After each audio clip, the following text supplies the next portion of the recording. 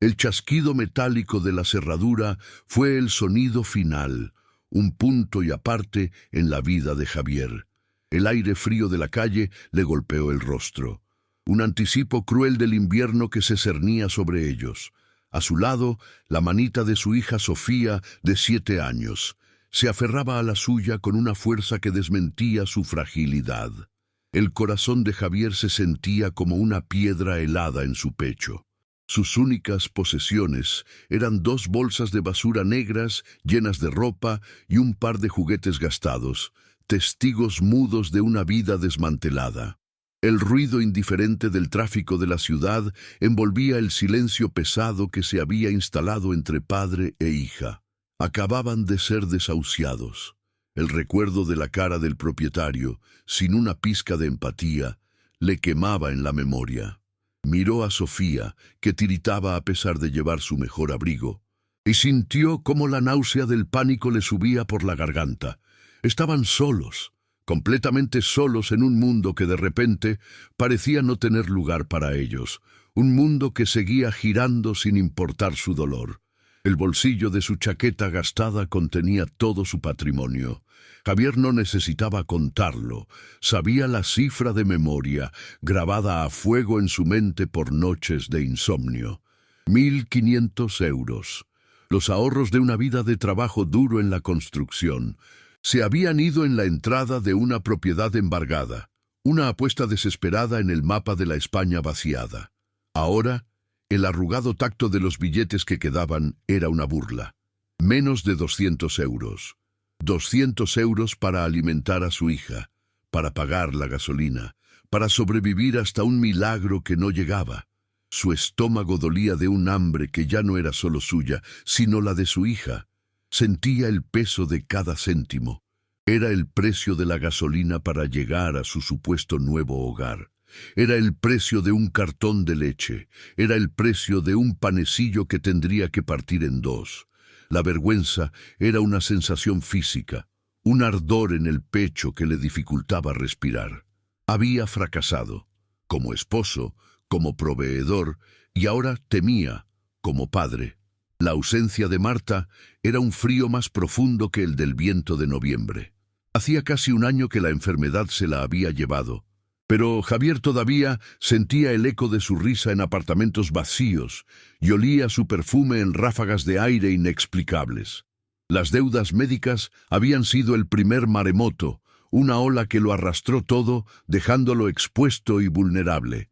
Él había luchado, había hecho turnos dobles hasta que el polvo del cemento se le metía en los pulmones y la fatiga era un dolor constante en los huesos. Pero no fue suficiente. Cada noche, el silencio era su peor enemigo. Un lienzo en blanco donde su mente proyectaba el sonido del monitor del hospital, el tacto de la mano fría de Marta en la suya, su último y débil suspiro. La pena era una bestia agazapada en su interior, que despertaba en los momentos de mayor debilidad, recordándole que ahora el peso del mundo y el futuro de Sofía descansaban únicamente sobre sus hombros rotos. Y luego estaba Sofía. Ella era su ancla y su herida más profunda. La niña apenas hablaba desde que dejaron el piso. Se limitaba a observarlo todo con sus ojos grandes y serios, los mismos ojos de su madre. Javier veía en ella la inocencia que estaba obligado a proteger y que sentía que le estaba fallando a cada segundo. «Papá, ¿tienes frío?», le preguntó ella en un susurro, su aliento formando una nubecita blanca en el aire. La pregunta le partió el alma. Él era el adulto, el protector. Era él quien debía preocuparse por ella, no al revés. Un escalofrío que no tenía nada que ver con la temperatura le recorrió la espina dorsal. Era el terror puro, animal, de un padre que ve a su cría en peligro. Cada vez que ella tosía, un sonido seco y pequeño, Javier sentía un golpe en el pecho.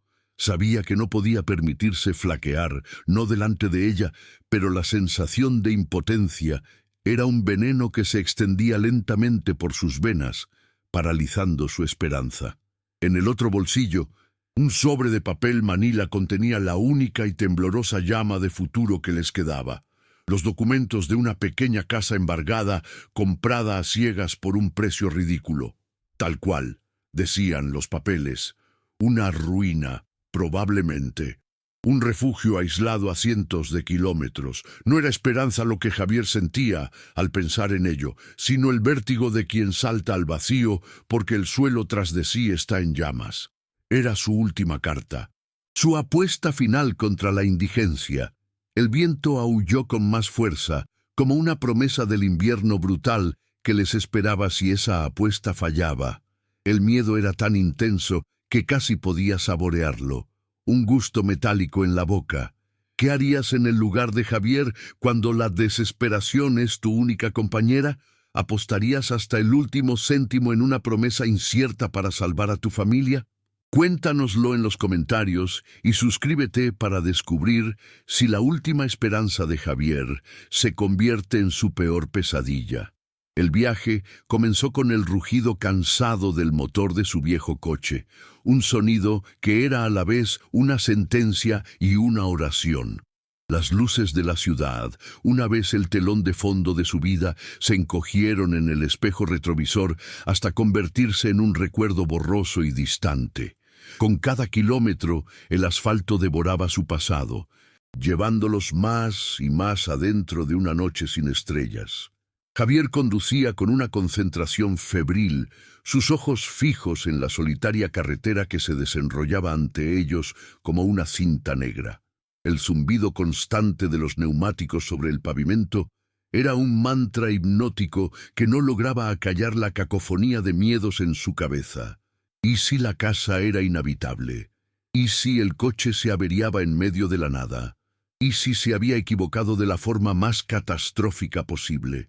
A su lado, Sofía dormía, ajena a la tormenta que se desataba en el corazón de su padre. Él la miraba de reojo, su pequeño pecho subiendo y bajando rítmicamente, y sentía una oleada de amor tan feroz que dolía, un amor que lo obligaba a seguir adelante, a pesar del terror. Las horas se fundieron en una amalgama de oscuridad y fatiga. Las autopistas dieron paso a carreteras secundarias y éstas a caminos rurales cada vez más estrechos y peor mantenidos. Los postes de luz desaparecieron por completo, sumergiéndolos en una oscuridad tan profunda que parecía tener peso y textura. El coche se sentía como una pequeña cápsula de metal y cristal flotando en un océano negro. Javier encendió la radio, buscando una voz humana que rompiera el aislamiento, pero solo encontró estática, un chisporroteo que no hacía más que amplificar la sensación de estar completamente solos. El indicador de la gasolina bajaba con una lentitud agónica, cada milímetro una nueva punzada de ansiedad. Sus párpados pesaban como plomo, y el café de un termo casi vacío ya no hacía efecto. El cansancio era un dolor sordo que se extendía desde sus hombros hasta la punta de sus dedos, pero la adrenalina del miedo lo mantenía despierto, alerta a cualquier sonido o sombra que surgiera de la impenetrable negrura que los rodeaba. Finalmente, tras lo que pareció una eternidad, el GPS anunció que habían llegado a su destino. Javier giró hacia un camino de tierra apenas visible, flanqueado por árboles esqueléticos cuyas ramas parecían garras arañando el cielo. Los faros del coche barrieron la propiedad y el corazón de Javier se detuvo. La palabra casa era un eufemismo generoso para la estructura que se alzaba ante ellos. Era una silueta rota y encorvada contra la noche, con el techo visiblemente hundido en una sección. Apagó el motor y un silencio absoluto y pesado cayó sobre ellos, roto solo por el gemido del viento que se colaba entre los árboles. Era el silencio del abandono, de la decadencia, un silencio que gritaba soledad. Javier se quedó inmóvil, con las manos todavía en el volante, incapaz de respirar. La pequeña y temblorosa llama de esperanza que había albergado durante el largo viaje se extinguió de golpe, reemplazada por un frío que no tenía nada que ver con la temperatura exterior. Era el frío del más absoluto y desolador fracaso. Abrió la puerta del coche y el aire helado le golpeó en la cara como una bofetada. Era un frío húmedo, cortante, que se metía en los huesos y olía a tierra mojada y a podredumbre. El olor del abandono era abrumador. Con el corazón martilleándole en el pecho, se acercó a la puerta principal. La madera estaba hinchada y descolorida por la humedad, y la pintura se desconchaba en grandes trozos como piel enferma. La llave, fría como un trozo de hielo en su mano, giró con un chirrido metálico que resonó en la noche. La puerta se abrió con un gemido agónico, como si protestara por ser molestada después de décadas de olvido. Un soplo de aire viciado y mohoso salió del interior, una exhalación fétida que hizo que Javier retrocediera instintivamente. Era el aliento de una tumba. Por un instante consideró volver al coche, huir de allí. Pero, ¿a dónde irían? No tenían a dónde ir. Este era el final del camino. Con un nudo en la garganta, cogió a la durmiente Sofía en brazos y cruzó el umbral hacia la oscuridad.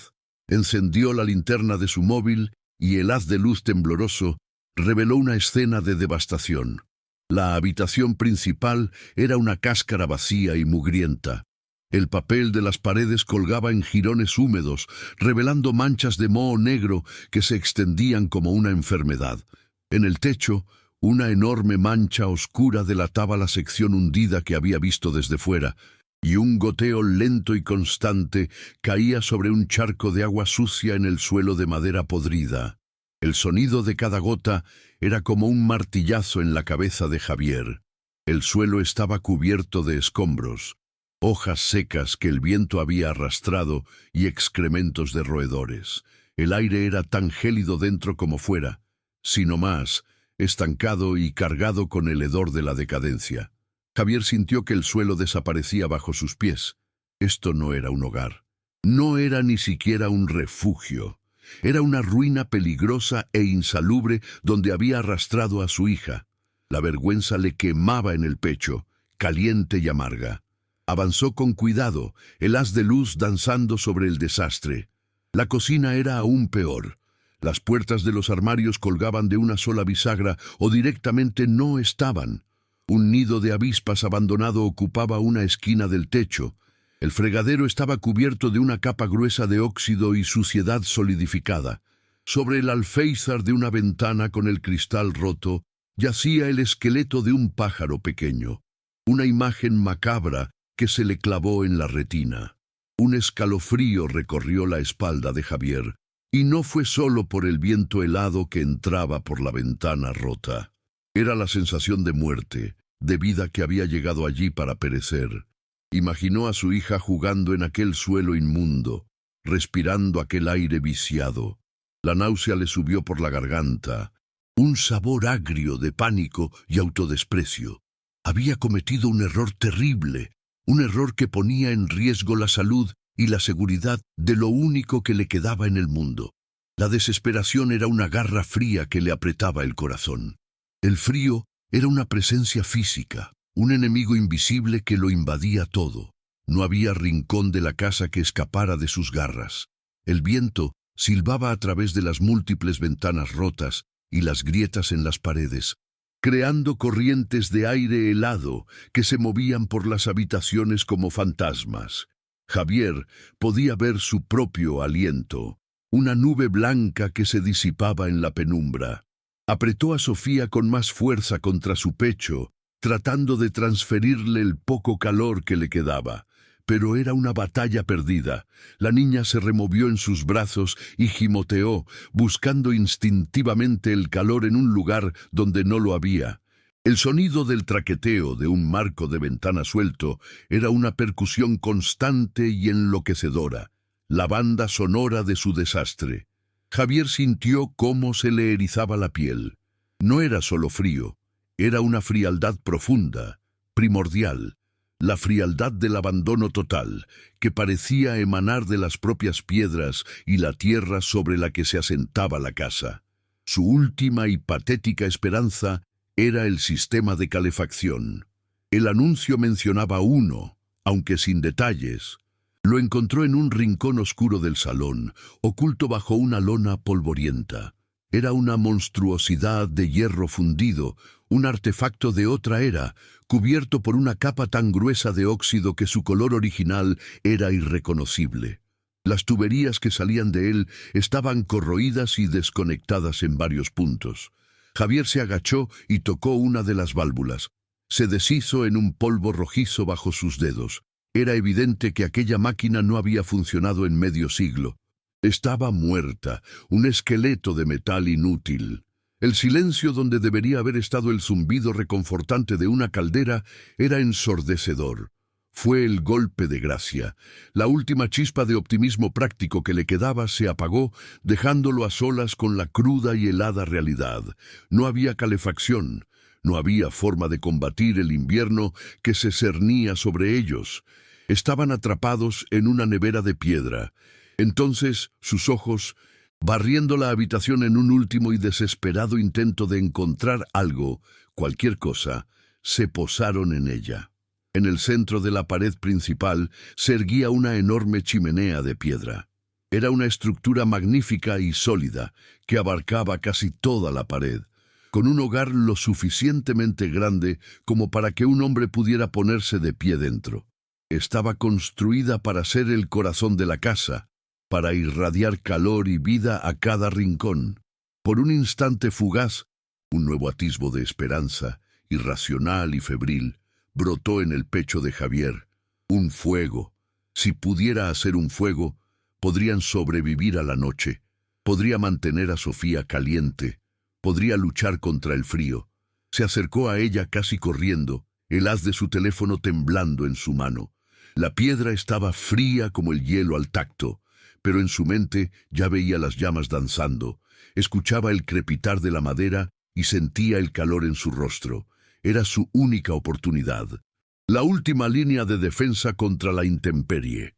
Se arrodilló y apuntó la luz hacia el interior del tiro de la chimenea, rezando en silencio. Su corazón se desplomó en su estómago, cayendo al vacío. La esperanza se hizo añicos. El conducto estaba completamente bloqueado. A poco más de 1 metro de altura, una masa compacta y sólida de ladrillos caídos, ramas, tierra y lo que parecían viejos nidos de pájaros solidificados por décadas de hollín y humedad, formaba un tapón impenetrable. Era una obstrucción total. Intentar encender un fuego allí sería un suicidio. La habitación se llenaría de humo tóxico en cuestión de minutos, asfixiándolos. La gran chimenea, su última y desesperada salvación, no era más que una tumba de piedra, un monumento inútil a un calor que hacía tiempo que había muerto. Javier apoyó la frente en la piedra helada y cerró los ojos. El peso de la derrota fue tan abrumador, tan absoluto, que sintió que sus rodillas iban a ceder. No quedaba nada, ninguna opción, ninguna salida. En ese momento, Sofía se despertó por completo. Parpadeó desorientada y sus grandes ojos, los mismos ojos de su madre, recorrieron la habitación en ruinas, iluminada por la débil luz del móvil. Se aferró al cuello de su padre, temblando visiblemente. Su vocecita, apenas un susurro, cortó el aullido del viento. «Papá, esta casa está rota». La simple y aplastante verdad, pronunciada con la inocencia de una niña de 7 años, fue como un puñal en el corazón de Javier. No había reproche en su voz, solo una constatación, pero para Javier fue la acusación más terrible que jamás había escuchado. Se le llenaron los ojos de lágrimas calientes, lágrimas de rabia, de impotencia y de una vergüenza tan profunda que le abrasaba por dentro. Había arrastrado a su hija a esto. Le había prometido un hogar, un nuevo comienzo, y la había llevado a un basurero helado y peligroso. Sintió que se rompía por dentro, que el último vestigio de su fortaleza se desmoronaba en polvo. Se dejó caer al suelo, sin fuerzas para seguir de pie, sentándose sobre la madera sucia y húmeda. Atrajo a Sofía a su regazo y la envolvió con la única manta que habían traído del coche, un trozo de tela patéticamente fino, contra el frío voraz. La oscuridad y el silencio de la España vaciada los envolvieron por completo. Estaban a kilómetros del vecino más cercano, sin cobertura en el móvil, con un coche casi sin gasolina y con menos de 200 euros para su nombre. Y estaban dentro de una casa que era más fría y peligrosa que dormir en la calle. Javier había tocado fondo. Este era el punto más bajo de su vida, un pozo de desesperación tan profundo que no podía ver la salida. Apoyó la barbilla en la cabeza de su hija, inhalando el aroma de su pelo, y se rindió al peso de su fracaso. Lloró en silencio, lágrimas amargas que se congelaban en sus mejillas, mientras la casa en ruinas gemía a su alrededor como si se burlara de su dolor. Pasaron los minutos, o quizás las horas. El temblor de Sofía finalmente se calmó mientras se acurrucaba en su regazo, encontrando un precario calor en el cuerpo de su padre y rindiéndose al sueño. Javier, sin embargo, permaneció despierto, escuchando el viento, sintiendo el frío roerle los huesos. La desesperación inicial, aguda y paralizante, comenzó a transformarse. Se solidificó, se enfrió, convirtiéndose en algo diferente, algo duro. Miró el rostro pacífico de su hija dormida, tan vulnerable, tan confiada en él, a pesar de todo, y bajo las capas de vergüenza y fracaso, una brasa comenzó a arder, una rabia fría y silenciosa, contra el mundo, contra su mala suerte, contra sí mismo. No sabía cómo, no tenía ni idea de qué haría cuando saliera el sol, pero mientras sostenía a su hija en la oscuridad helada de aquella casa rota, Javier se hizo una promesa. No se rendiría, no dejaría que este lugar los destruyera. Lucharía, por ella, con las uñas y los dientes si era necesario. La caída había terminado. Ahora comenzaría el ascenso. Las semanas que siguieron fueron una batalla brutal por la supervivencia. Javier encontró trabajo esporádico en una obra a 30 kilómetros. Un viaje que devoraba la preciosa y escasa gasolina. Cada mañana dejaba a Sofía envuelta en todas las mantas de la casa con un termo de leche caliente y la promesa de que volvería antes del anochecer. El trabajo era extenuante, levantando sacos de cemento con el estómago vacío, sus músculos gritando en protesta. El frío de la obra se le calaba en los huesos, un frío que se unía al que sentía en casa. Cada euro ganado era una pequeña victoria, pero nunca era suficiente. El miedo era su compañero constante, una sombra que se alargaba con cada día que pasaba, susurrándole que el invierno apenas había comenzado. La casa seguía siendo una nevera, un recordatorio constante de su precaria situación, pero la rutina del trabajo y el cuidado de Sofía lo mantenían en movimiento. Un autómata impulsado por el instinto de proteger a su hija, evitando que su mente se detuviera en la abrumadora desesperación de su realidad. Una noche, regresaba más tarde de lo habitual. El coche se quejó al subir la última cuesta del camino de tierra, sus faros cortando la oscuridad absoluta del campo. El cansancio era un peso físico que le aplastaba los hombros y le nublaba la vista. Sus manos, agrietadas y cubiertas de pequeños cortes por el cemento, dolían con cada movimiento del volante. Solo pensaba en llegar, en comprobar que Sofía estaba bien, en acurrucarse junto a ella bajo las mantas y tratar de robarle un poco de calor. Pero entonces, al tomar la última curva, su corazón dio un vuelco violento en su pecho.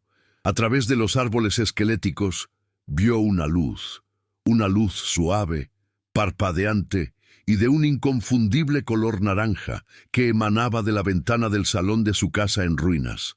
El terror, puro y helado, le recorrió la espina dorsal, borrando de golpe todo el cansancio. Un incendio. Era su primer pensamiento. Una imagen vívida y horrible de las viejas vigas de madera secas ardiendo, con su hija atrapada dentro. Su pie se hundió en el acelerador.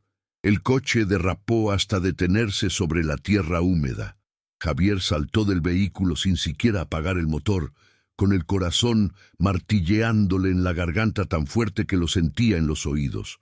Corrió hacia la casa, sus botas chapoteando en el barro, gritando el nombre de Sofía. El olor que llegó a sus fosas nasales no era el de una casa en llamas, no era el humo acre y plástico de un incendio descontrolado. Era un olor diferente, un olor casi olvidado, olor a leña quemándose, olor a hogar. Por un segundo, la confusión luchó contra el pánico. Un intruso.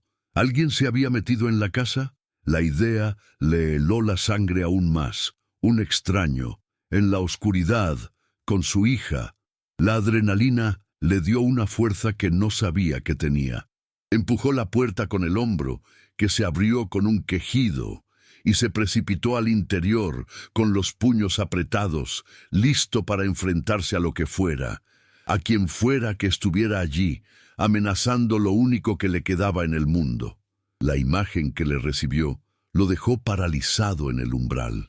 La habitación, normalmente un mausoleo helado y oscuro, estaba bañada en una luz cálida y dorada. La gran chimenea de piedra, aquella que había declarado muerta, ardía con un fuego vigoroso y alegre. Las llamas danzaban y crepitaban, proyectando sombras danzantes sobre las paredes desconchadas y devorando la oscuridad y el frío. El calor era una bendición física, una caricia en su piel entumecida que le hizo darse cuenta de lo congelado que estaba. Y allí, en la cama improvisada que había montado en el suelo, lo más lejos posible de las ventanas rotas, estaba Sofía. Dormía profundamente, envuelta en un capullo de mantas, con las mejillas sonrosadas por el calor y una expresión de paz absoluta en su rostro. Javier barrió la habitación con la mirada, su respiración todavía agitada. No había nadie, ni rastro de un intruso, solo el crepitar del fuego, el suave aliento de su hija dormida y un silencio lleno de preguntas. La escena era tan imposible, tan milagrosa, que por un momento pensó que estaba soñando o delirando por el agotamiento. Se acercó lentamente a su hija, con el corazón aún desbocado, y le tocó la frente con el dorso de la mano. Estaba calentita, segura. Un alivio tan inmenso lo inundó que sus rodillas flaquearon. Se arrodilló junto a ella y la observó dormir, escuchando el sonido tranquilizador del fuego. La gratitud y la confusión eran un nudo en su garganta. ¿Cómo era posible? La chimenea estaba completamente obstruida. Él mismo lo había comprobado. Era físicamente imposible que funcionara. Con cuidado de no despertarla, se levantó y se acercó a la chimenea. El calor que irradiaba era intenso, real. Se asomó con precaución al interior. Las llamas subían con fuerza por el conducto. El tiro funcionaba a la perfección. No había humo en la habitación. Era como si alguien, un experto, hubiera venido y la hubiera arreglado y encendido. ¿Pero quién? ¿Y por qué? La idea de un desconocido entrando en su casa, aunque fuera para ayudar, le provocaba un escalofrío. Tocó suavemente el hombro de Sofía. «Cariño», susurró. «¿Quién encendió el fuego?» Sofía se removió y abrió los ojos parpadeando adormilada bajo la cálida luz. Lo miró con una sonrisa somnolienta, una sonrisa que Javier no había visto en semanas. «Has vuelto pronto, papá», murmuró, su voz pastosa por el sueño. «Pensaba que tardarías más». Se acurrucó de nuevo entre las mantas, buscando una posición más cómoda, y en segundos, su respiración volvió a ser lenta y profunda. Se había vuelto a dormir. Javier se quedó de pie, petrificado. Sus palabras, dichas con la más pura inocencia infantil, no resolvieron el misterio. Lo hicieron infinitamente más profundo y perturbador. Pensaba que habías vuelto a casa antes para encenderla. Ella creía que había sido él. No había visto a nadie. No había oído nada. Para ella, el fuego había aparecido de forma natural, como si el padre que la cuidaba simplemente hubiera cumplido con su deber de mantenerla caliente. La lógica de una niña de 7 años, pero para Javier, la ausencia de una explicación racional era aterradora. La casa, el fuego, el silencio, todo adquiría un matiz sobrenatural. Esa noche, Javier apenas durmió. Se sentó en el suelo, de espaldas a la pared, observando alternativamente las llamas danzantes y el rostro dormido de su hija. El calor era real, un consuelo innegable que mantenía a raya el frío del invierno y el de su miedo. Pero la pregunta resonaba en su mente como un eco incesante. ¿Quién? No podía ser un vecino. El más cercano estaba a kilómetros y ni siquiera lo conocía. No podía ser un acto de caridad anónima. La gente de la zona era recelosa y su llegada no había pasado desapercibida como la de un extraño ocupando una casa abandonada. ¿Y si no era una persona? La idea, irracional y propia de un cuento de miedo, se deslizó en su mente agotada. Un fantasma, el espíritu de la casa, sacudió la cabeza, intentando aferrarse a la lógica. Tenía que haber una explicación. Alguien había estado allí, alguien que conocía la casa, que sabía cómo hacer funcionar esa chimenea que parecía inservible. Y esa idea, la de un observador invisible, era casi más inquietante que la de un fantasma. A la mañana siguiente, el fuego se había consumido, dejando un lecho de brasas calientes y ceniza gris. El calor residual aún flotaba en el aire, pero la magia de la noche anterior se había disipado, reemplazada por la cruda luz del día y una inquietud que se había asentado en el estómago de Javier. Sabía que no podía ignorarlo, no podía simplemente aceptar el regalo de un fuego misterioso sin entender su origen. Era una cuestión de seguridad. Si alguien podía entrar y salir de su casa sin ser detectado, él y Sofía estaban en peligro. Y además, estaba la propia chimenea. Si iba a usarla, necesitaba asegurarse de que era segura, de que la obstrucción no seguía allí parcialmente, amenazando con asfixiarlos mientras dormían. La decisión se formó en su mente con una claridad fría y determinada. Hoy no iría a trabajar. Hoy iba a desentrañar el secreto de esa chimenea, piedra por piedra si era necesario. Era el único cabo del que podía tirar, la única pista en el corazón de un misterio que había surgido en su ya complicada vida. Después de dejar a Sofía jugando con sus pocos juguetes en el rincón más soleado de la habitación, Javier se puso manos a la obra. Se armó con un viejo cubo de metal que encontró oxidándose en el exterior y una pala de jardín rota. Se arrodilló frente al hogar, ahora frío y cubierto de ceniza, y respiró hondo. El aire olía a humo frío y a piedra. Comenzó a retirar la ceniza y los restos de madera carbonizada, un trabajo sucio y polvoriento. El hollín se le pegaba a las manos y a la ropa, cubriéndolo con una fina capa de negrura. Con cada palada, su mente repasaba los hechos, el fuego, la ausencia de un intruso, la respuesta de Sofía. No tenía sentido. Era como una pieza de un rompecabezas que no encajaba en ninguna parte. Mientras trabajaba, una extraña sensación de determinación se apoderó de él. Ya no era solo un padre desesperado intentando sobrevivir. Se había convertido, sin quererlo, en un investigador, y el escenario de su investigación era el corazón de piedra de aquella casa olvidada que parecía guardar más secretos de los que aparentaba. Una vez que el suelo del hogar estuvo limpio, apuntó la linterna de su móvil hacia el tiro. Para su asombro, el conducto estaba despejado. Podía ver un pequeño punto de luz del cielo al final del túnel oscuro. La obstrucción, aquella masa compacta de escombros y suciedad que había visto la primera noche, había desaparecido por completo. No quedaba ni rastro de ella. ¿Cómo era posible? Limpiar un atasco así requeriría horas de trabajo, herramientas especiales y un ruido considerable. Alguien no solo había encendido el fuego, sino que primero había realizado una reparación experta y silenciosa. La inquietud de Javier se transformó en una fascinación nerviosa.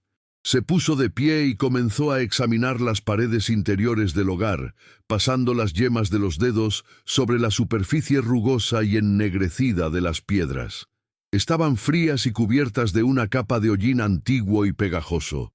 Buscaba algo, cualquier cosa fuera de lugar. Una marca, una herramienta olvidada, una huella, algo que le diera una respuesta. Sus dedos, insensibilizados por el trabajo duro, pero aún capaces de sentir las más mínimas variaciones, recorrieron la pared trasera del hogar, piedra tras piedra, una superficie irregular y sólida. Décadas, quizás un siglo, de fuegos habían dejado su marca, una pátina negra y brillante. El hollín se metía bajo sus uñas. Estaba a punto de rendirse, de aceptar que el misterio permanecería sin resolver, cuando su mano rozó algo diferente. En la parte baja, casi oculta por la sombra, una de las piedras no se sentía como las demás. No estaba tan fría, y al presionarla, notó un levísimo, casi imperceptible movimiento. Su corazón dio un pequeño salto. Volvió a presionar, esta vez con más fuerza. La piedra se movió de nuevo. Un pequeño crujido, el sonido de roca rozando contra roca. Se arrodilló, con el pulso acelerado, y usó los dedos de ambas manos para hacer palanca en los bordes. La piedra, que parecía tan sólidamente encajada como las demás, se deslizó hacia él con una facilidad sorprendente, revelando una oscuridad compacta detrás. Había encontrado algo. Un escalofrío que no tenía nada que ver con el frío recorrió su cuerpo. Miró por encima del hombro hacia Sofía, que seguía absorta en su mundo de juegos, ajena al descubrimiento de su padre. Volvió a mirar la cavidad. Era un agujero perfectamente rectangular del tamaño de un ladrillo, un vacío negro en la sólida estructura de piedra. No era un accidente, estaba hecho a propósito. Era un escondite. La casa, que ya se sentía extraña y llena de secretos, acababa de revelar uno de sus pliegues más profundos. ¿Quién lo había construido? ¿Y qué había guardado dentro con tanto celo? El miedo y la curiosidad libraban una batalla en su interior. Una parte de él quería volver a colocar la piedra, olvidarlo todo y centrarse en la supervivencia. Pero otra parte, la que había sido despertada por el misterio del fuego, le impulsaba a seguir adelante. Tenía que saber qué había dentro. Con la mano temblando ligeramente, metió los dedos en la fría y polvorienta oscuridad del agujero. Sus dedos tocaron algo. No era piedra, era metal, frío, duro y con una superficie irregular y áspera por el óxido.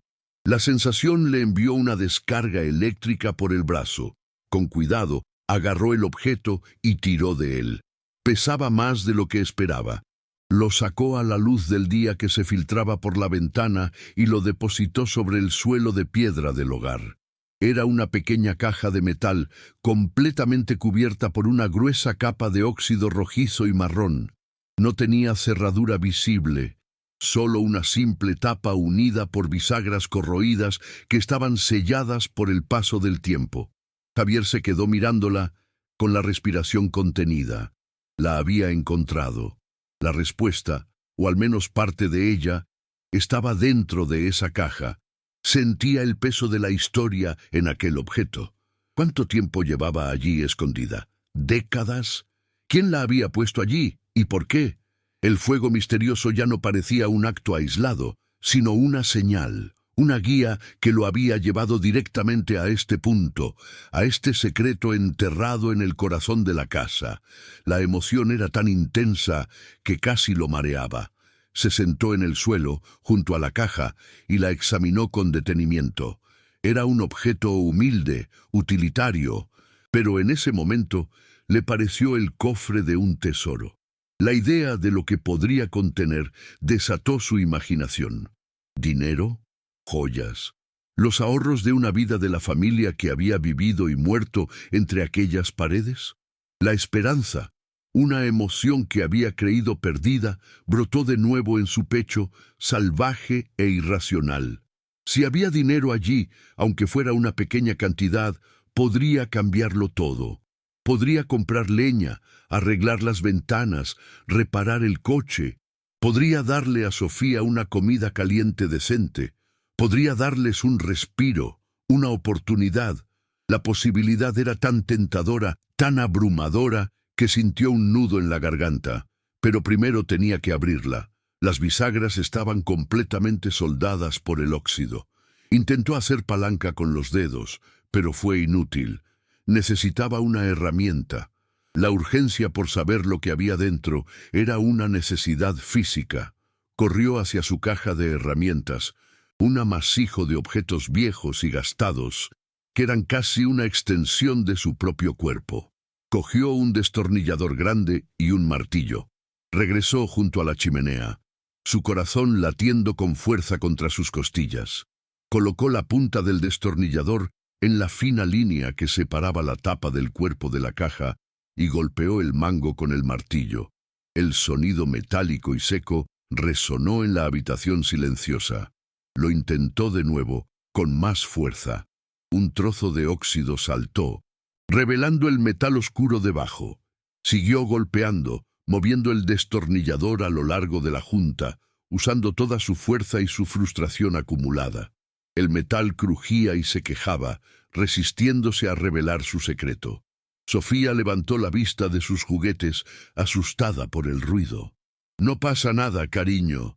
Papá solo está arreglando una cosa», le dijo Javier con una voz más calmada de lo que se sentía. Finalmente, con un último golpe certero, la junta cedió con un fuerte chasquido metálico. La tapa se levantó unos milímetros, dejó las herramientas a un lado y, con los dedos temblorosos por la anticipación, levantó la tapa. El interior no brillaba con el reflejo del oro ni de las joyas. El corazón de Javier se hundió ligeramente con una punzada de decepción. Dentro, perfectamente encajado, no había más que un fajo de papeles amarillentos atados con un cordel deshilachado y, a su lado, un pequeño diario encuadernado en cuero oscuro y desgastado. Un olor a polvo, a papel viejo y a tiempo encerrado, se liberó de la caja. Un perfume seco y antiguo. Por un momento, la decepción fue total. No había dinero. No había una solución rápida a sus problemas. Solo papeles viejos. Se quedó mirando el contenido, sintiendo cómo la esperanza febril se desinflaba, dejándolo de nuevo con la fría y dura realidad. ¿Qué era todo esto? Documentos legales sin valor. Probablemente, las divagaciones de alguien muerto hace mucho tiempo. Estuvo a punto de cerrar la caja y volver a esconderla, de volver a sus problemas reales y tangibles. Pero algo lo detuvo. La curiosidad, ahora más fuerte que la decepción, se hizo cargo. Con delicadeza, como si temiera que se deshicieran en polvo, levantó el fajo de papeles de la caja. El cordel se rompió al tocarlo, frágil por el paso de las décadas. Desdobló el primer documento. Estaba escrito en una caligrafía elegante y anticuada, con una tinta que se había desvanecido a un tono sepia. A pesar del lenguaje legalista y los términos arcaicos, Javier entendió de inmediato lo que era. El escudo oficial, el sello de un notario. Eran escrituras de propiedad, pero no de la pequeña parcela ruinosa en la que se encontraba. El documento describía una vasta extensión de tierra. Leyó la cifra, y sus ojos se abrieron de par en par, incrédulo. 200 hectáreas. 200 hectáreas de terreno que, según el mapa adjunto dibujado a mano, comenzaban justo donde terminaba el pequeño jardín de su casa y se extendían por los montes y valles circundantes.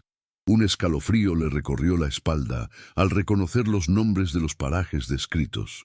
Javier desplegó los otros documentos. Eran más de lo mismo. Certificados, registros, pagos de impuestos. Todos databan de principios de los años 50 y todos se referían a la misma enorme propiedad registrada a nombre de un hombre que no conocía, un tal Alonso Rivas. Pero lo que hizo que la sangre se le helara en las venas fue el reconocimiento de la geografía. El terreno descrito en esos papeles viejos y amarillentos, las 200 hectáreas que pertenecían legalmente a Alonso Rivas, abarcaban la totalidad de la tierra que ahora ocupaba una enorme y rentable explotación a cielo abierto que había visto a lo lejos en su camino hacia allí. La Cantera Serrano, la empresa que daba trabajo a media comarca, propiedad de una de las familias más ricas y poderosas de la región. Javier sintió un vértigo repentino, como si el suelo se hubiera abierto bajo sus pies. Esos papeles no eran documentos sin valor, eran una bomba de relojería. Eran la prueba de que la tierra sobre la que se asentaba un imperio empresarial pertenecía, o había pertenecido, a otra persona. Su atención se volvió entonces hacia el otro objeto de la caja, el diario. La cubierta de cuero estaba agrietada y desgastada por los bordes, suave al tacto por el paso del tiempo. No tenía cerradura. Lo abrió con una reverencia casi sagrada. La primera página estaba fechada, 14 de marzo de 1956. La misma caligrafía cuidada de los documentos. Pero aquí era más personal, más fluida. La primera entrada hablaba del tiempo, de la siembra de primavera, de las esperanzas puestas en la cosecha. Hablaba de su esposa, Elvira, y de su hijo pequeño, Mateo. Era la crónica de una vida sencilla y trabajadora, de un hombre que amaba su tierra, el hombre de los papeles, Alonso Rivas. Javier sintió una conexión inmediata con él, un hombre de otra época que también luchaba por construir un futuro para su familia en ese mismo lugar. Siguió pasando las páginas, sintiendo que estaba violando una intimidad, pero incapaz de detenerse. Estaba leyendo la historia secreta de la casa, una historia que había permanecido oculta en la oscuridad durante más de medio siglo. Las entradas iniciales eran tranquilas, llenas de las pequeñas alegrías y preocupaciones de la vida en el campo. El nacimiento de un ternero, la reparación de una cerca, la primera palabra de su hijo. Pero a medida que avanzaba el año, el tono comenzó a cambiar. Un nuevo nombre apareció en las páginas del diario, mencionado al principio de pasada y luego con creciente frecuencia y aprensión. Silvio Serrano, un empresario de la capital que había llegado a la zona. Un hombre con ojos de depredador y sonrisa de plata, escribió Alonso. Serrano había oído hablar de la calidad del granito de sus tierras y le hizo una oferta para comprar la propiedad. Alonso, para quien la tierra era su vida y el legado para su hijo, se negó rotundamente. A partir de ese punto, la atmósfera del diario se oscureció. Las anotaciones se volvieron más cortas, más tensas. Hablaban de visitas inesperadas, de ofertas que sonaban más a amenazas, de una presión creciente que comenzaba a asfixiar la paz de su familia. El misterio de la casa estaba empezando a revelar su rostro. Javier pasó las páginas con dedos febriles, el corazón latiéndole con una mezcla de miedo y fascinación. Estaba completamente absorto, ajeno al mundo exterior, a la luz que menguaba en la ventana, al hambre que le roía el estómago. Estaba dentro de la historia de Alonso. Leyó sobre encuentros con hombres de Serrano, sobre advertencias veladas de la Guardia Civil local, sobre el aislamiento que sentía a medida que los vecinos, intimidados o comprados, comenzaban a evitarlo. La escritura de Alonso se volvía cada vez más desesperada, a veces casi ilegible, manchada en algunos puntos como si las lágrimas o el sudor hubieran caído sobre la tinta fresca. Javier podía sentir el pánico creciente del hombre, la sensación de estar atrapado en una red invisible tejida por un poder inescrupuloso y omnipotente. No era solo la historia de una disputa por tierras, era la crónica de una injusticia, el testimonio de un hombre bueno siendo aplastado por la codicia de otro. Y Javier era ahora el único custodio de esa verdad olvidada. El drama de la supervivencia contra el frío y el hambre había sido reemplazado por completo por un misterio mucho más profundo y peligroso. El fuego en la chimenea ya no era un simple acto de bondad o un fenómeno inexplicable. Era una llave, una señal enviada a través del tiempo, un catalizador que lo había guiado hacia ese secreto. Pero ¿quién la había enviado? ¿Y por qué a él? Sosteniendo el diario y las escrituras en sus manos, Javier sintió el peso de una responsabilidad que no había pedido. Estos no eran solo papeles, eran el legado de Alonso Rivas. eran la prueba de un crimen. Y de repente, su propia lucha por un techo y comida caliente pareció pequeña en comparación con la magnitud de la injusticia que sostenía en sus manos. La casa ya no era solo una ruina, era un archivo, un santuario que había guardado su secreto durante 60 años, esperando a que alguien lo encontrara. Y ese alguien, por un giro del destino, era él, un obrero viudo y sin un céntimo, que acababa de tropezar con la verdad enterrada de una dinastía. El sol de la tarde se filtraba por la ventana sucia, iluminando las motas de polvo que danzaban sobre las páginas del diario. Javier leyó la última entrada, escrita con una letra temblorosa y casi ilegible, fechada en el invierno de 1957. Las palabras de Alonso Rivas eran las de un hombre sentenciado. Vino el capitán de la guardia con 2 de sus hombres. Dicen que hay denuncias, que conspiro contra el régimen. Es mentira, una vil mentira orquestada por Serrano. Me llevan al cuartelillo. Le he dicho a Elvira que esconda la caja, que no confíe en nadie. Si no vuelvo, que esta sea mi voz, que la tierra clame por su dueño, que Dios se apiade de mi alma y proteja a mi familia. Javier sintió un nudo de hielo formándose en su estómago.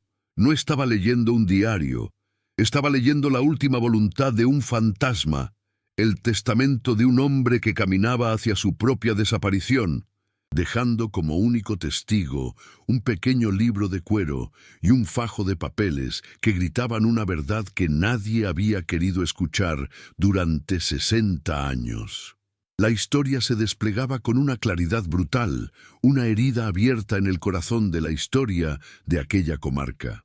Silvio Serrano, un hombre sin escrúpulos con conexiones en las altas esferas del régimen franquista, no aceptó un no por respuesta. El diario describía cómo, tras la negativa de Alonso a vender, comenzó una campaña de acoso sistemático. Primero fueron las amenazas veladas, luego las visitas nocturnas, los cultivos saboteados. Cuando eso no funcionó, Serrano usó su poder. La acusación de actividades subversivas era un arma común y letal en aquellos años de plomo. Una sentencia de muerte civil o, como en el caso de Alonso, literal. Fue encarcelado y las páginas del diario terminaban ahí.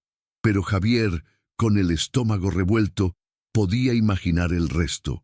Alonso Rivas fue desaparecido, una palabra que en aquella época significaba tortura y una tumba sin nombre. Serrano, con su principal obstáculo eliminado, procedió a falsificar documentos y a registrar las 200 hectáreas a su nombre, construyendo un imperio sobre la sangre y las lágrimas de una familia destruida. El corazón de Javier se encogió de dolor al pensar en Elvira y en el pequeño Mateo. El diario mencionaba cómo, tras la desaparición de Alonso, fueron despojados de todo, acosados hasta que se vieron forzados a abandonar la región, quedándoles únicamente la propiedad legal de la pequeña casa en ruinas, una parcela tan insignificante que Serrano ni se molestó en robar. Javier miró a su alrededor, a las paredes desconchadas, al techo que goteaba. Estaba viviendo en el único vestigio de la vida de los Rivas, el monumento a su derrota. Una oleada de empatía y rabia le recorrió. Él, como Alonso, era un padre luchando por proteger a su hijo. Él, como Elvira, había sido desahuciado y humillado. En ese instante sintió una conexión profunda y dolorosa con los antiguos habitantes de la casa. No eran solo nombres en un papel, eran un reflejo de su propia desesperación. Y la injusticia que habían sufrido se sentía ahora como algo personal, una ofensa que resonaba en lo más profundo de su ser. Dejó el diario sobre la caja de metal con una reverencia inesperada. Ya no eran solo papeles, eran un legado, eran el alma de Alonso Rivas pidiendo justicia. El misterio del fuego en la chimenea adquirió de repente un nuevo significado. No había sido un fantasma, había sido una señal. Alguien, en algún lugar, Sabía que esta casa guardaba un secreto. Alguien había estado esperando, quizás durante décadas, a que llegara la persona adecuada, alguien lo suficientemente desesperado como para quedarse, alguien que necesitara un milagro. Y ese alguien, al encender el fuego, lo había guiado hasta la verdad. La magnitud de la situación comenzó a aplastarle. Esto ya no se trataba de sobrevivir al invierno. Se había topado con el crimen fundacional de la familia más poderosa de la región. Sostenía en sus manos la prueba que podía destruirlos, pero esa misma prueba, se dio cuenta con un escalofrío, también podía destruirlo a él y a Sofía. El conocimiento era un poder, pero también una carga mortal.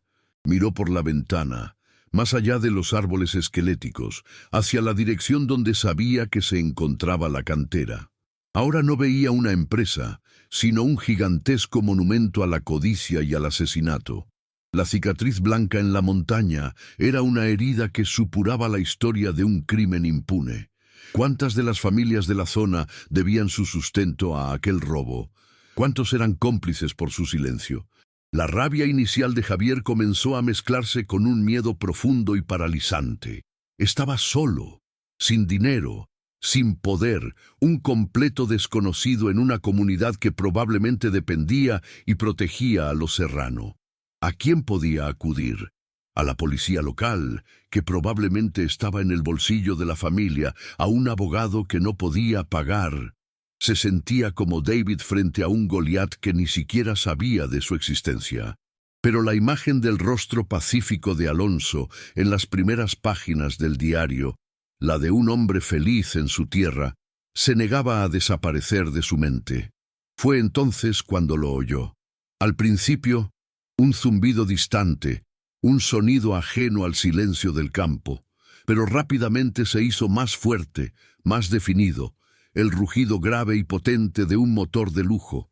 No era el traqueteo de un tractor ni el sonido asmático de un coche viejo. Era el sonido del dinero y del poder. Un sonido que no pertenecía a aquel camino de tierra embarrado. El corazón de Javier se disparó. Un sudor frío le recorrió la espalda. Instintivamente, y movido por un pánico repentino, cogió el diario y los papeles. Los metió de nuevo en la caja de metal oxidada y la empujó al fondo del oscuro agujero de la chimenea. Volvió a colocar la piedra suelta, ajustándola para que pareciera una más. Sus manos temblando de forma incontrolable. Justo cuando se ponía en pie, limpiándose el hollín de las manos en sus pantalones gastados, el coche se detuvo frente a la casa. El silencio que siguió al apagado del motor fue más tenso y ominoso que el propio ruido. Unos golpes secos y autoritarios resonaron en la puerta de madera. No eran los golpes tímidos de un vecino curioso, sino los de alguien que esperaba ser atendido de inmediato. Javier respiró hondo, tratando de calmar el martilleo en su pecho. Abrió la puerta y se encontró frente a un hombre que parecía sacado de otro mundo. Vestía un abrigo de cachemira gris perfectamente cortado, pantalones de lana y unos zapatos italianos tan lustrosos que reflejaban el cielo nublado. Su pelo era oscuro, peinado hacia atrás con elegancia, y su rostro, afeitado y atractivo, lucía una sonrisa estudiada que no llegaba a sus ojos fríos y calculadores. Un aroma caro, una mezcla de cuero y cítricos, emanaba de él, un contraste violento con el olor a humedad y a pobreza de la casa. Javier, con su ropa de trabajo sucia y su barba de varios días, se sintió inmediatamente como un siervo ante su señor. El hombre extendió una mano manicurada. «Marcos Serrano», dijo, su voz suave y melosa. «Encantado de conocer a mi nuevo vecino». Javier le estrechó la mano con vacilación. La mano de Serrano era suave, pero su agarre era firme, posesivo. «Javier», respondió escuetamente, sin ofrecer su apellido, «Marcos Serrano, el nieto del mismísimo Silvio Serrano, el actual director general de Canteras Serrano S.A. El nombre resonó en la mente de Javier como una sentencia. La coincidencia era demasiado grande para ser casual. He oído que la vieja casa de los Rivas por fin se había vendido, continuó Serrano, sus ojos recorriendo con desdén el interior de la ruinosa vivienda. Mi familia y yo tenemos un vínculo sentimental con este lugar. Mi abuelo siempre contaba historias de esta finca. Me alegro de ver que alguien se ha animado a comprarla, aunque, francamente, no sé si llamarlo valentía o locura. Su risa fue corta y sin alegría, un sonido que no ocultaba el desprecio en su mirada. Javier no dijo nada, sintiendo cómo se formaba un nudo en su estómago. La visita no era casual. Serrano sabía que estaba allí. «Verá, Javier», dijo Serrano, adoptando un tono de falsa confidencialidad, como si estuviera compartiendo un secreto entre amigos. «Sé que esta choza ruinosa no vale nada, probablemente pagó una miseria por ella en la subasta, pero, como le digo, tiene valor sentimental para mi familia, así que he venido a hacerle una oferta». Se metió la mano en el bolsillo interior de su abrigo y sacó un sobre grueso. 10.000 euros, en efectivo, por la casa y la parcela. Es 10 veces lo que probablemente vale. Puede coger el dinero, irse y empezar de nuevo en un lugar decente, un lugar con calefacción y agua corriente. Dejó el sobre una vieja caja de madera que servía de mesa, empujándolo hacia Javier. La oferta era insultantemente generosa, pero la forma en que lo dijo la convirtió en un acto de caridad humillante. Era el dinero de un rey para deshacerse de un mendigo en su puerta. Javier miró el sobre, luego a los ojos de Serrano, y por primera vez no sintió miedo, sino una oleada de rabia fría. Javier no tocó el sobre, simplemente se quedó de pie, en silencio, su mirada fija en el rostro de Marcos Serrano. «Tengo que pensarlo», dijo finalmente, su voz más firme de lo que esperaba. «Acabamos de llegar, mi hija y yo. Este es nuestro hogar ahora». La palabra «hogar» sonó extraña y desafiante en la habitación en ruinas. Al oírla, la sonrisa de Serrano se desvaneció como si nunca hubiera existido. El cambio fue tan repentino y total que resultó escalofriante.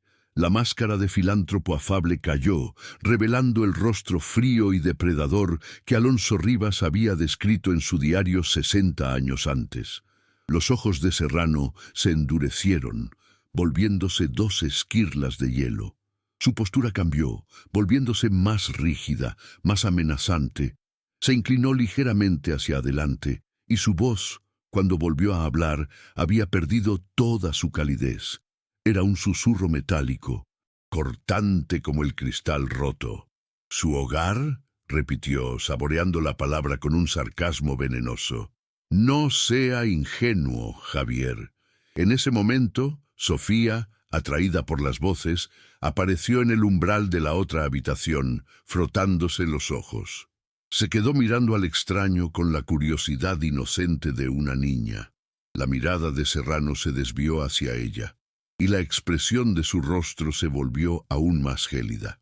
Fue solo un segundo, pero en ese segundo, Javier vio una frialdad tan absoluta que le heló la sangre en las venas.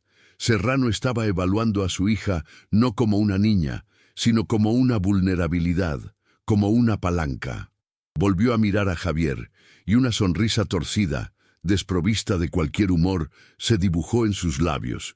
«Una niña preciosa», dijo, y la frase sonó como la amenaza más terrible que Javier había oído en su vida. «Es un lugar muy aislado este, Javier, muy solitario. El invierno está a la vuelta de la esquina. Un padre soltero tiene que ser muy cuidadoso. Hay que asegurarse de que las ventanas estén bien cerradas, de que no haya corrientes de aire». Serrano dio un paso hacia la puerta, pero se detuvo en el umbral y se giró para mirar a Javier una última vez. Su mirada se posó deliberadamente en la gran chimenea de piedra, y luego volvió a los ojos de Javier. La conexión fue instantánea y aterradora. Serrano sabía, de alguna manera sabía del secreto, o al menos sospechaba, y sobre todo, continuó su susurro venenoso, Hay que tener mucho cuidado con el fuego. Estas casas viejas son una trampa mortal, una simple chispa en el lugar equivocado. Dejó la frase suspendida en el aire, cargada de un significado oscuro y terrible. La imagen de un incendio, la misma que había aterrorizado a Javier la noche anterior, ahora era utilizada como un arma. Ocurren accidentes desafortunados, concluyó su voz apenas audible, especialmente a la gente que no sabe cuándo aceptar una oferta generosa. Se dio la vuelta sin esperar respuesta y caminó hacia su coche, dejando a Javier temblando en el umbral, no de frío, sino de puro terror. El sonido del motor de lujo se desvaneció en la distancia, dejando un silencio más profundo y pesado que antes. Javier cerró la puerta y se apoyó en ella, sintiendo cómo sus piernas apenas podían sostenerlo. Su corazón latía con una violencia descontrolada. La amenaza no había sido velada, había sido explícita, brutal y dirigida al corazón de su mayor miedo, la seguridad de Sofía. Serrano no solo había venido a comprar la casa, había venido a evaluar a su oponente, a mostrar su poder y a dejar claro que no dudaría en destruir a quien se interpusiera en su camino, tal y como había hecho su abuelo. La caja de metal escondida en la chimenea ya no era un tesoro histórico, era una sentencia de muerte. El secreto que había desenterrado no le pertenecía a él, pero ahora las consecuencias eran suyas. Miró a Sofía, que lo observaba con sus grandes ojos preocupados, ajena a la naturaleza exacta del mal que acababa de entrar y salir de su casa. Javier se agachó y la abrazó con fuerza, inhalando el olor de su pelo como si fuera el ancla que le impedía ahogarse en un mar de miedo. La rabia que había sentido se había transformado en una determinación fría como el acero. Serrano había cometido un error. Al amenazar a su hija, no lo había intimidado, lo había despertado. Había convertido a un padre desesperado en un enemigo que ya no tenía nada que perder. La lucha de Alonso Rivas, silenciada durante 60 años, había encontrado un nuevo campeón. Javier no sabía cómo, ni con qué armas, pero sabía que no iba a huir. No iba a aceptar el dinero manchado de sangre y permitir que el crimen de los Serrano quedara impune para siempre.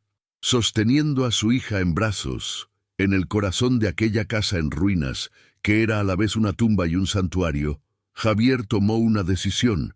Iba a luchar por Alonso, por su familia y sobre todo por Sofía. La guerra acababa de empezar. La pregunta ahora ya no es si el invierno será duro, sino si Javier y Sofía llegarán a ver la primavera. Acaba de descubrir un crimen que ha permanecido oculto durante más de medio siglo, y el heredero de ese crimen sabe que él sabe. El poder, el dinero y la historia están del lado de Marcos Serrano. Javier solo tiene la verdad, una casa en ruinas y una hija que proteger. Se encuentra en una encrucijada imposible. Si revela la verdad, se enfrenta a un enemigo despiadado que no dudará en eliminarlo. Si guarda silencio, se convierte en cómplice del mal y vive con el miedo constante de que Serrano decida borrarlo de todos modos, como un cabo suelto. Y ahora te preguntamos a ti, ¿qué harías en el lugar de Javier? ¿Arriesgarías la vida de tu familia por hacer justicia a un fantasma y reclamar lo que es correcto? ¿O tomarías el dinero y huirías, esperando comprar tu seguridad con el silencio? Cuéntanos tu decisión en los comentarios. La puerta se cerró, pero la presencia helada de Marcos Serrano permaneció en el aire, una mancha tóxica que contaminaba su precario refugio.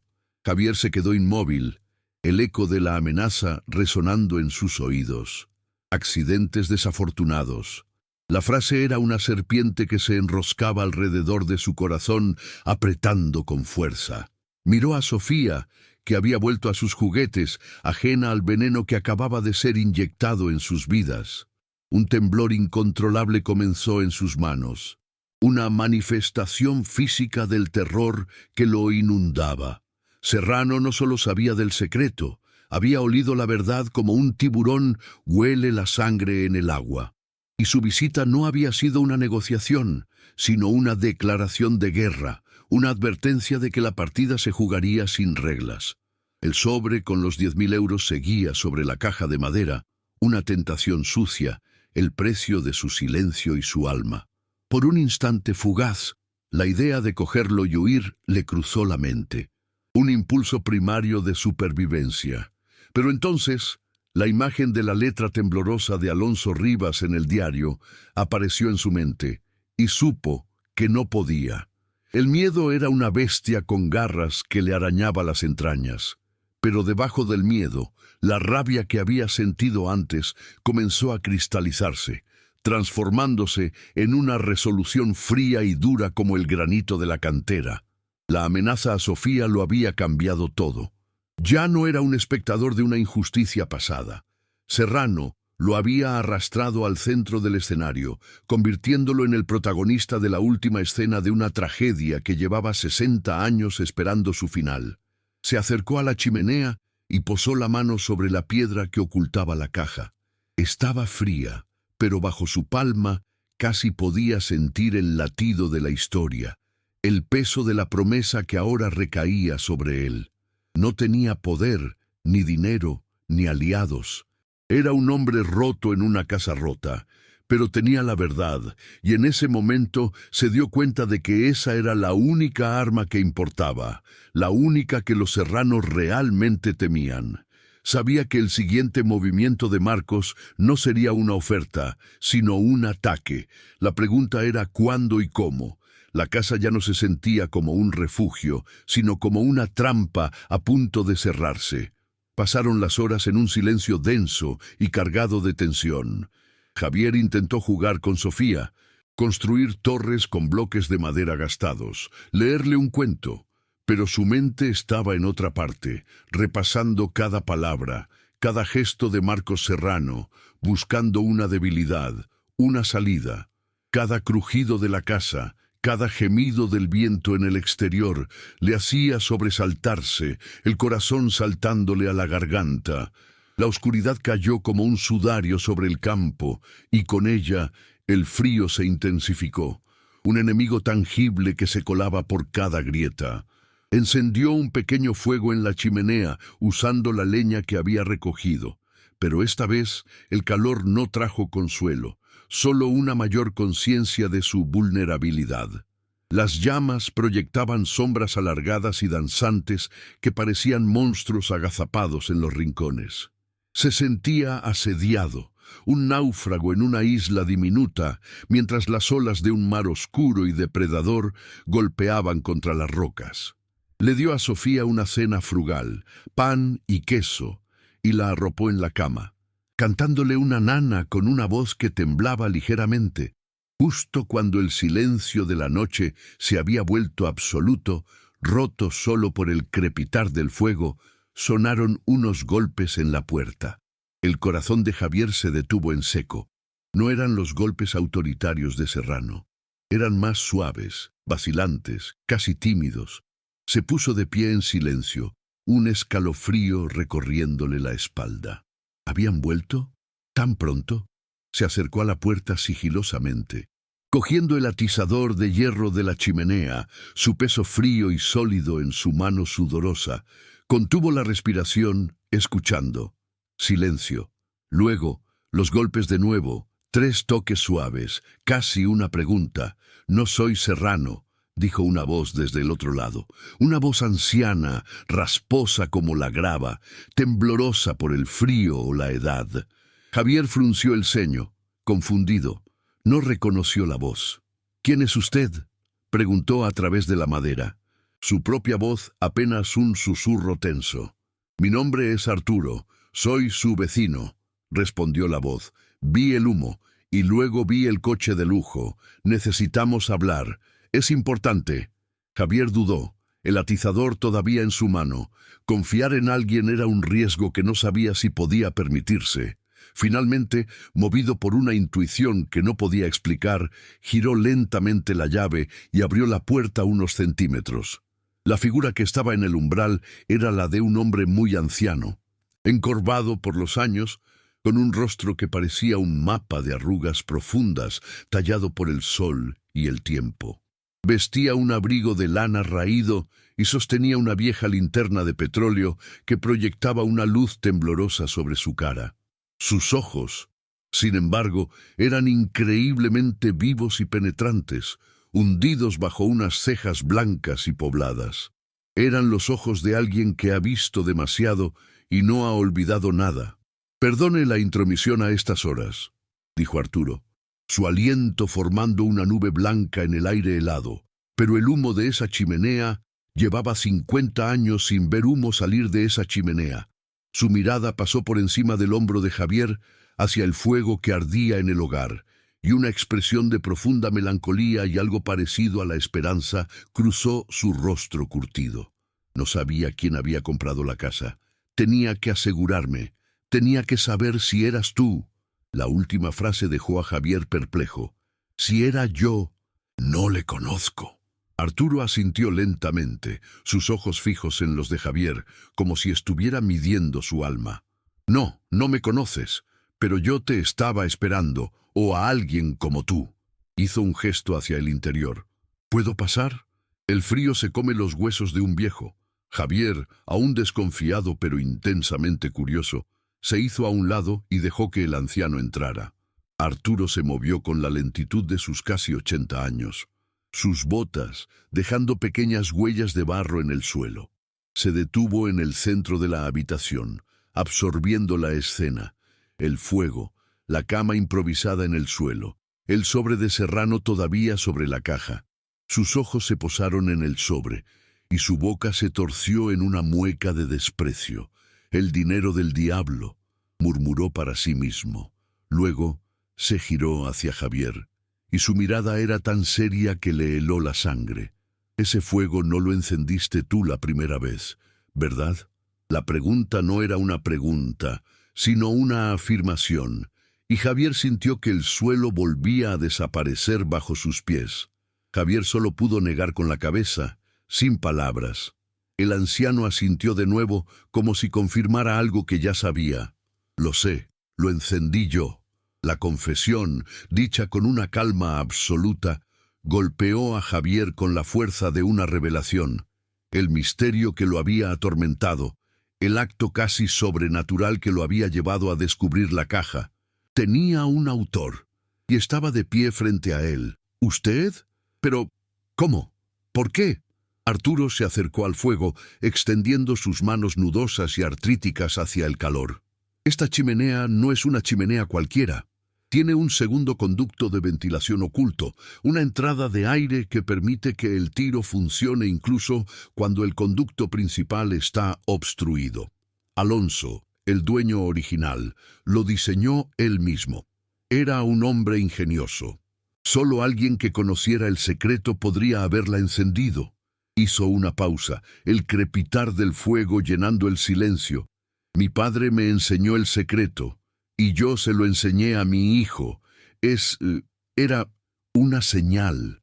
Se giró y miró a Javier fijamente, sus ojos brillando a la luz de las llamas, y en ellos Javier vio un océano de dolor. «Una señal», repitió Arturo, su voz rasposa cargada de emoción. «Cuando los Serrano echaron a Elvira y a su hijo Mateo de estas tierras, mi familia le hizo una promesa, que vigilaríamos la casa, que mantendríamos viva la memoria, y que si algún día llegaba alguien nuevo, alguien que no fuera uno de ellos, encenderíamos el fuego. Sería una prueba. Si la persona huía, asustada por el misterio, no era la indicada. Pero si se quedaba, si se preguntaba por qué, si buscaba respuestas, entonces, quizás, sería alguien en quien se podría confiar, alguien lo suficientemente valiente o lo suficientemente desesperado para escuchar la verdad». El anciano se sentó con un gemido en una vieja silla desvencijada, la única de la habitación, y se frotó las rodillas. «He esperado 50 años, Javier. He visto esta casa pudrirse. He visto a los Serrano prosperar sobre su crimen. He esperado a que alguien se quedara, y tú te quedaste. La carga de esas palabras, la fe de medio siglo depositada sobre sus hombros, era casi insoportable. Javier se sentó en el suelo frente a él, sintiéndose como un niño escuchando una historia antigua y terrible. «Encontré la caja», dijo en voz baja. «El diario, las escrituras». Una lágrima solitaria rodó por la mejilla arrugada de Arturo y se perdió en el surco de su barba blanca. Lo sabía. Sabía que la encontrarías. El fuego te guiaría. Alonso siempre decía que el corazón de la casa guardaría su voz. La voz del anciano se quebró. Mateo era mi mejor amigo. Éramos como hermanos. Jugábamos en estos campos antes de que se convirtieran en esa herida abierta en la montaña. Recuerdo el día que se llevaron a su padre. Recuerdo el miedo en los ojos de todo el pueblo. Recuerdo el silencio. Nadie se atrevió a decir nada. Silvio Serrano tenía al régimen en su bolsillo. Era el dueño de nuestras vidas y de nuestras muertes. La crudeza de sus palabras pintaba una imagen mucho más vívida y aterradora que la que Javier había leído en el diario. Esta era la historia viva, no la escrita. Era el testimonio de un superviviente. Después de que Alonso desapareciera, continuó Arturo, haciendo una pausa amarga en la palabra, vi cómo destrozaban a esa familia. Vi a Elvira vender las pocas cabezas de ganado que le quedaban para poder malvivir. Vi a Mateo dejar de sonreír. Intentamos ayudarles, mi familia, a escondidas, dejándoles comida en la puerta por la noche, como si fuéramos ladrones. Pero los Serrano les hicieron la vida imposible. Cada vez que Elvira intentaba encontrar trabajo, alguien sugería que no la contrataran. La aislaron, la asfixiaron, hasta que no tuvo más remedio que irse, con una sola maleta y un niño que había perdido a su padre y su hogar. Arturo cerró los ojos, perdido en el recuerdo. La noche antes de irse, Elvira vino a mi casa. Me dio la caja y me hizo jurar que la guardaría hasta que Mateo fuera mayor y pudiera luchar.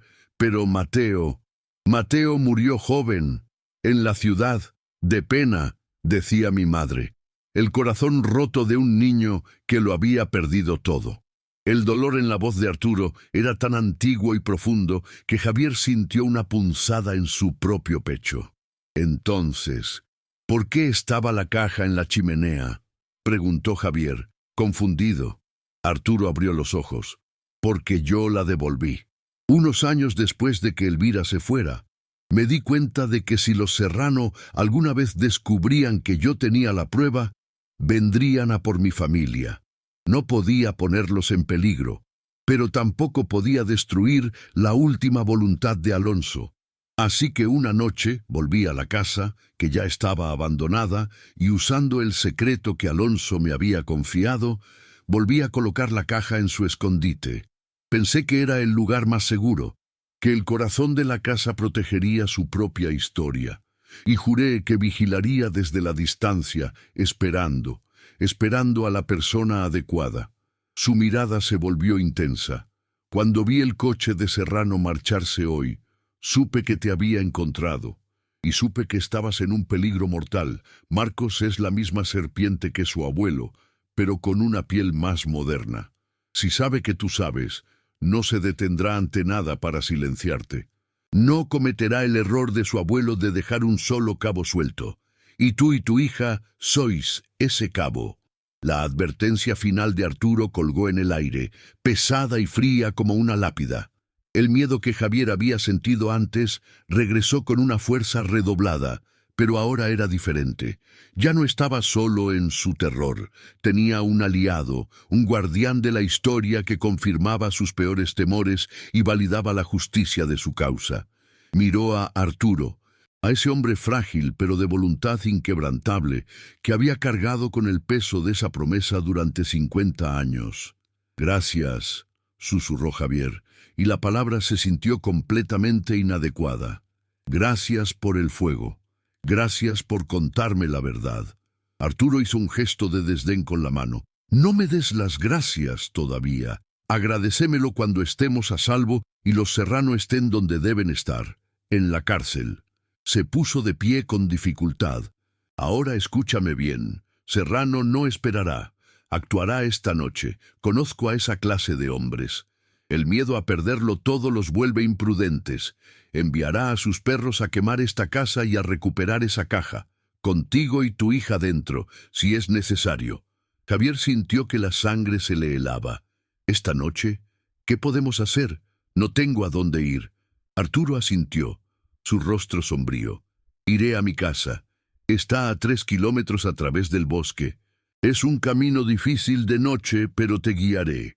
Tengo un teléfono, una de las pocas cosas buenas de este siglo. Llamaré a la Guardia Civil, pero no a la de aquí, a la de la capital provincial. Conozco a un sargento, un hombre decente cuya familia también sufrió bajo el régimen. Le contaré lo que está pasando, pero necesitamos que los cojan con las manos en la masa. Necesitamos que intenten quemar la casa. El plan era arriesgado, casi suicida. Mientras tanto, tú tienes que estar preparado. Ten la caja a mano. Mantén a tu hija vestida y lista para salir corriendo en cualquier momento. Y lo más importante, mantén tu teléfono encendido y a tu lado. Cuando veas o escuches algo, cualquier cosa, no lo dudes. Coge a la niña, coge la caja y corre hacia el bosque en dirección a mi casa. No mires atrás. ¿Entendido? Javier asintió, con la boca seca por el miedo. Arturo se dirigió a la puerta, su figura encorvada moviéndose con una nueva urgencia. En el umbral se detuvo y se giró. «Javier», dijo, su voz ahora un susurro férreo. Alonso Rivas era un buen hombre. Amaba esa tierra más que a su vida. Lo que le hicieron fue un acto del más puro mal. Durante 50 años, ese mal ha echado raíces y ha prosperado en la oscuridad y el silencio. Esta noche, tú y yo vamos a arrancarlo de raíz y a exponerlo a la luz. Por Alonso, por Mateo y por tu hija. Para que ella pueda crecer en un mundo donde los monstruos no siempre ganan. Con esas palabras, el anciano se adentró en la noche, y su pequeña linterna de petróleo se convirtió rápidamente en un punto de luz danzante que fue engullido por la oscuridad del bosque. Javier se quedó solo de nuevo, pero la soledad era diferente. Ya no era la soledad de la desesperación, sino la soledad de un soldado en su trinchera, esperando la batalla que decidiría su destino y el legado de una familia a la que nunca conoció, pero cuya lucha se había convertido en la suya. El tiempo se ralentizó, cada segundo estirándose en una eternidad de tensión. Javier se movió con una precisión febril, siguiendo las instrucciones de Arturo. Sacó la caja de metal de su escondite y la colocó junto a la puerta. Su peso oxidado ahora un ancla de esperanza y peligro. Despertó suavemente a Sofía. «Cariño, vamos a jugar a un juego», le susurró, tratando de mantener su voz calmada y alegre. «Vamos a vestirnos con nuestra ropa de abrigo y a dormir con los zapatos puestos, como los exploradores». La niña, demasiado somnolienta para cuestionarlo, obedeció, sus pequeños dedos torpes abrochando su abrigo. Javier la volvió a arropar, su corazón rompiéndose por la mentira y el miedo que debía ocultarle. Se sentó en el suelo junto a su cama, con el teléfono en una mano y el atizador en la otra, su cuerpo tenso como un resorte, cada uno de sus sentidos alerta a la más mínima perturbación en el silencio de la noche. El fuego en la chimenea comenzó a menguar, y las sombras se hicieron más profundas, más amenazantes. Esperó, y entonces lo oyó, el mismo sonido que había anunciado la llegada de Serrano, pero esta vez era diferente. No era el rugido de un solo motor de lujo, sino el crujido más discreto de un vehículo más pesado, un todoterreno o una furgoneta, avanzando lentamente por el camino de tierra. Las luces no estaban encendidas. Quienquiera que fuera, intentaba no ser visto. El corazón de Javier comenzó a latir con una fuerza brutal contra sus costillas. Estaba sucediendo. Arturo tenía razón. Se acercó sigilosamente a la ventana, asomándose por una esquina del cristal roto. En la oscuridad, apenas visible bajo la luz de una luna pálida y enfermiza, vio una furgoneta oscura detenerse a unos 50 metros de la casa. Las puertas se abrieron sin hacer ruido y dos figuras corpulentas y vestidas de oscuro se bajaron. Javier no podía ver sus rostros, pero vio el brillo metálico de lo que llevaban en las manos. Bidones, bidones de gasolina. El olor de la muerte le llegó incluso antes de que abrieran las latas. En ese preciso instante, su teléfono vibró en su mano. Un zumbido silencioso pero ensordecedor en la quietud de la habitación. Era un mensaje de Arturo. Una sola palabra. ¡Corre! El imperativo cortó a través de su pánico, enfocando su mente con una claridad glacial. No había tiempo para pensar, solo para actuar. Se giró, cogió a la adormilada Sofía en brazos, que se quejó en sueños. «Es parte del juego, cariño. Tenemos que ser silenciosos», susurró, su propia voz temblando. Con la otra mano, agarró el asa de la caja de metal. El peso combinado de su hija y la caja era abrumador, pero la adrenalina le dio una fuerza sobrehumana. Oyó el sonido inconfundible de pasos sobre la grava fuera de la casa. Estaban cerca, muy cerca. Siguiendo la frenética instrucción mental de Arturo, ignoró la puerta principal y corrió hacia la parte trasera de la casa, hacia la pequeña ventana de lo que una vez fue una despensa, cuyo cristal estaba completamente roto desde el día que llegaron. Era su única salida. Llegó a la pequeña ventana, el corazón martilleándole en la garganta. Afuera, la noche era un muro de oscuridad, el bosque un laberinto de sombras aterradoras.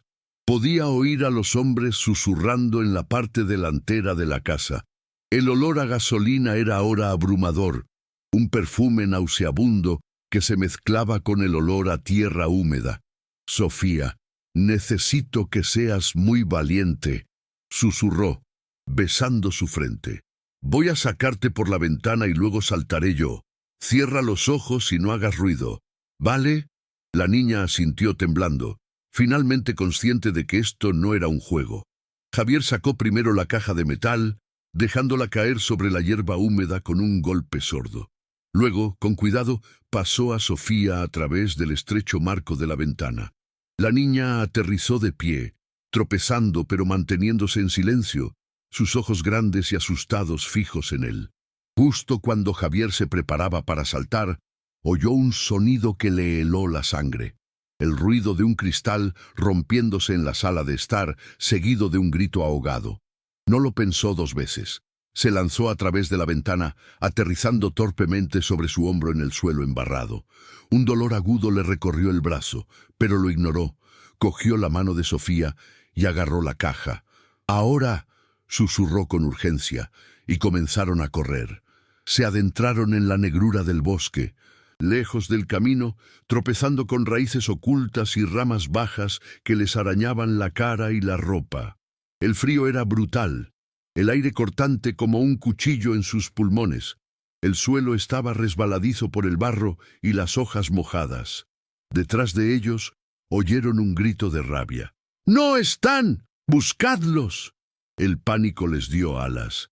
Javier tiraba de Sofía, que sollozaba en silencio, sus pequeñas piernas luchando por seguir el ritmo. Cada chasquido de una rama bajo sus pies sonaba como un disparo en la noche, seguro de que delataría su posición. No se atrevía a mirar atrás, solo corría, con la imagen de los bidones de gasolina grabada a fuego en su mente, adentrándose cada vez más en la oscuridad protectora y aterradora del bosque. Corrieron a ciegas, guiados solo por el vago recuerdo de las instrucciones de Arturo. El bosque era un caos de troncos negros y sombras que se movían.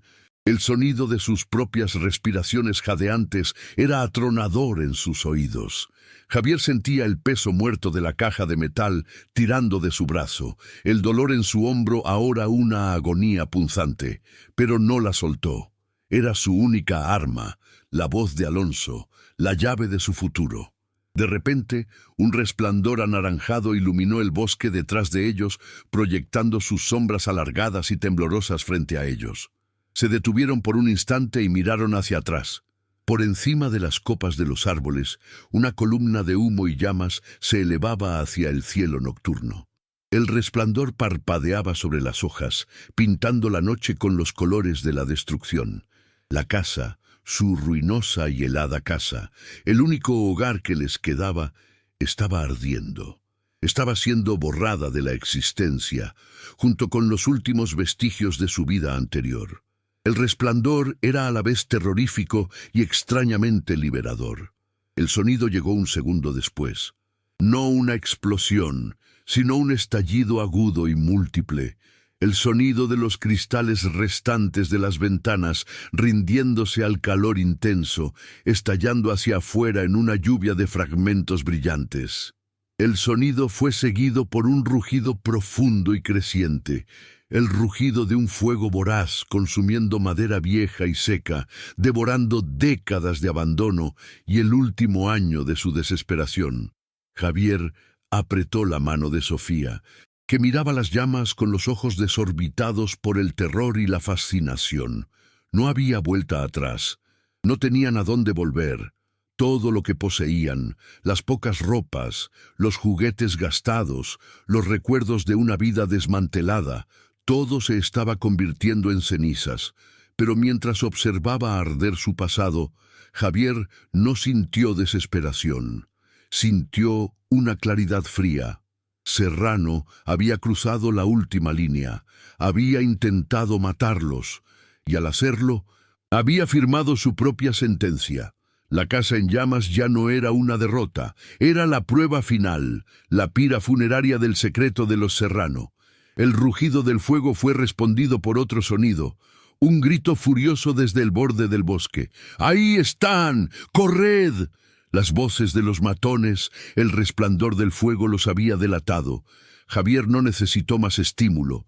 Tiró de Sofía con una nueva urgencia, ignorando el dolor, ignorando el agotamiento. Se sumergieron de nuevo en la oscuridad, dejando atrás la luz del incendio, buscando la protección de las sombras. Podían oír a los hombres persiguiéndolos, sus pasos pesados y torpes rompiendo la maleza, sus maldiciones flotando en el aire frío. La persecución había comenzado. Era una carrera desesperada por la supervivencia en la oscuridad de un bosque hostil, con dos depredadores pisándoles los talones. Javier solo podía rezar para que Arturo hubiera hecho su llamada, para que la ayuda estuviera en camino. Pero en la fría y solitaria oscuridad del bosque de la España vaciada, la ayuda parecía un concepto tan lejano y abstracto como la justicia misma. Solo había la carrera, el miedo y el peso frío del metal en su mano. Arturo había cumplido su promesa. Javier lo sabía. El fuego, la persecución, todo formaba parte de un plan desesperado que ahora dependía de sus piernas y de su capacidad para mantenerse oculto. El bosque, que antes parecía un enemigo, ahora era su único aliado. Sus árboles ofrecían cobertura, sus sombras, un escondite. Cada metro ganado era una pequeña victoria contra los hombres que los cazaban. El olor a humo se hacía más débil, reemplazado por el aroma a tierra húmeda y a pino. La adrenalina era un combustible que quemaba en sus venas, manteniéndolo en movimiento mucho más allá de los límites de su resistencia. Sofía, a pesar del terror, corría a su lado, una pequeña y valiente sombra aferrada a su mano. En su silencio y en la fuerza de su pequeño agarre, Javier encontró una fuerza que no sabía que poseía. No estaba huyendo de un fuego, estaba corriendo hacia un futuro. Estaba corriendo para reclamar la voz de un hombre muerto y para asegurarse de que su hija nunca tuviera que conocer el tipo de miedo que ahora los consumía. El terreno comenzó a ascender y los pulmones de Javier ardían. Cada paso era una agonía. Los sonidos de la persecución parecían haberse atenuado, pero no se atrevía a bajar la guardia. Podían estar tratando de rodearlos. Miró hacia arriba, a través de las ramas desnudas, y vio el tenue resplandor de una luz solitaria a lo lejos, en la cima de la colina. Una luz pequeña y amarilla, parpadeando como una estrella solitaria. La casa de Arturo. Era un faro en su océano de oscuridad. La visión de esa luz le dio un nuevo impulso. «Ya casi llegamos, cariño», jadeó. Su voz apenas un susurro. «Ya casi estamos a salvo». No sabía si era verdad. No sabía qué les esperaba cuando llegaran allí, si los hombres de Serrano los alcanzarían antes. Pero por primera vez en mucho tiempo, tenía un destino, un punto de luz hacia el que correr. Y mientras ascendía la colina, arrastrando el peso de la historia y el futuro de su hija, Javier no era solo un obrero viudo y sin blanca. Era un guerrero, un custodio, un padre protegiendo a su cría con la ferocidad de un animal acorralado. El eco de sirenas distantes comenzó a cortar el aire de la noche. Al principio, un sonido débil, casi imaginario, pero luego se hizo más fuerte. Un lamento creciente que se acercaba desde el valle. Javier se detuvo, con el corazón en un puño.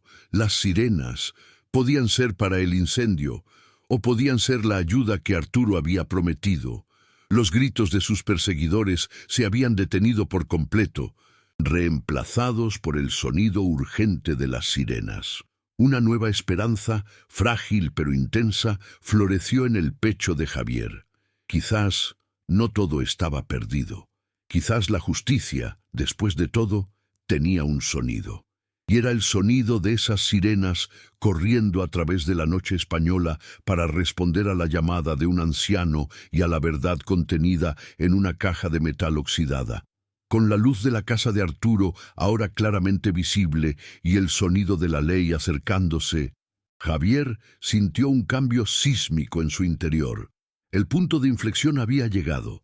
La huida estaba a punto de terminar y la verdadera batalla estaba a punto de comenzar. Irrumpieron en el claro como animales asustados, el aliento rasgando el aire helado en nubes blancas y desesperadas. La pequeña casa de Arturo era un faro de luz amarilla en la negrura, una promesa de santuario.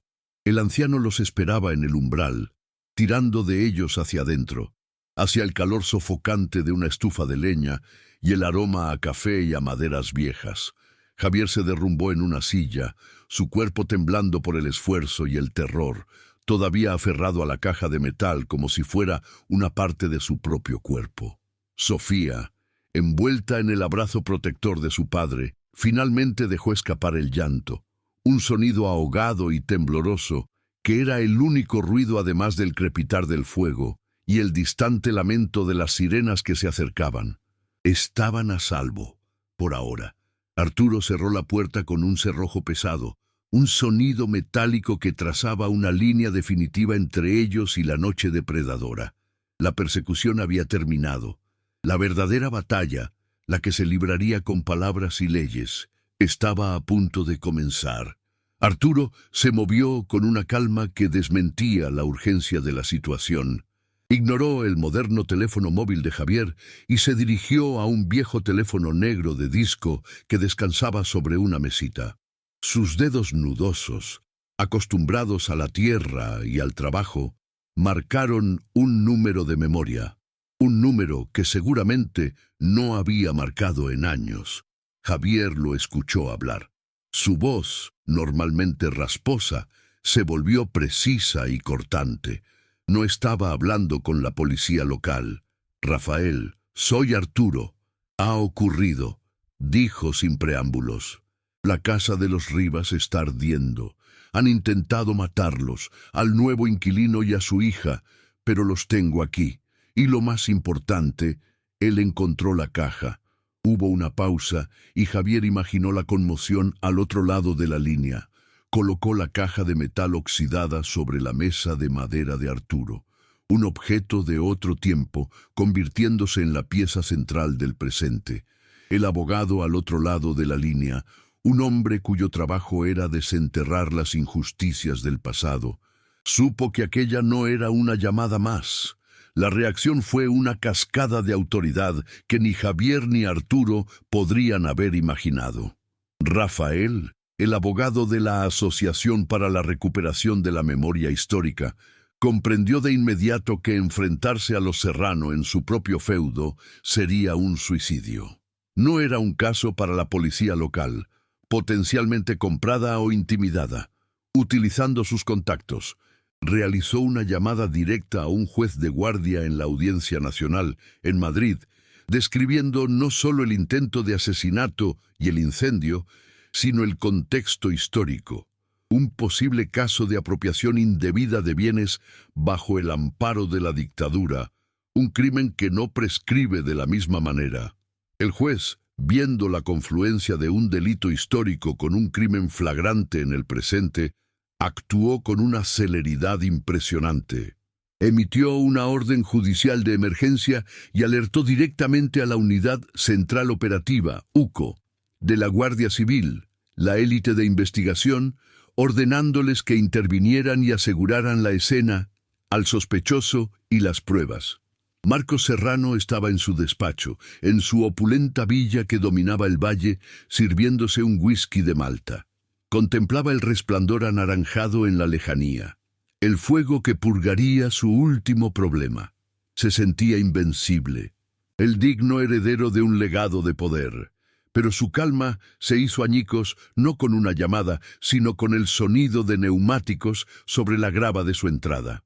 No eran sus hombres, eran coches negros, sin distintivos, de los que descendieron figuras oscuras, eficientes y armadas, moviéndose con la precisión de una unidad de asalto. Cuando la puerta de su despacho se abrió de golpe, su rostro pasó de la arrogancia a la más pura incredulidad. No hubo preguntas, no hubo deferencia, solo el frío profesionalismo de los agentes de la UCO. Marcos Serrano, queda usted detenido.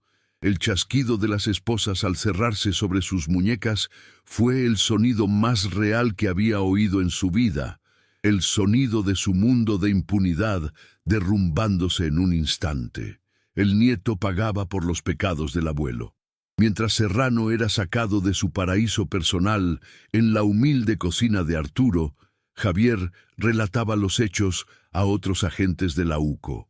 Le tendieron un café caliente que le calentó las manos y el alma. Por primera vez no sentía el peso de la historia sobre sus hombros. La caja de metal, el diario, las escrituras, todo fue cuidadosamente catalogado y fotografiado por un equipo forense, tratado con la reverencia de una prueba irrefutable.